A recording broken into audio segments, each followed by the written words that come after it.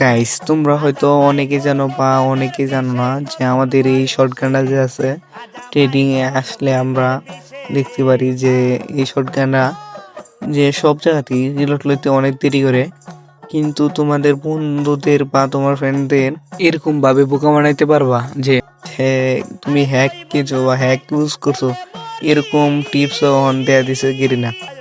দেখো আমি মারতাছি, রিলোড লইতে অনেক দেরি করতেছে, কিন্তু এই জন্য দেখো এই যে ইটা, এই যে ইটা যে এনে আহেরা তুমি সেটিং করে দাও, যে এই 3 নম্বর সেটিং ওকে দিয়ে দিলে দেখবা যে ওখানে কিরকম এক এক পিসি দেয়া এই একটা দেয় এই লোড কই ভাই, এই লোড তো দিই না, যেভাবে ফায়ার করতেছি ওইটা তো এই লোড লোনের খুঁজি নেই।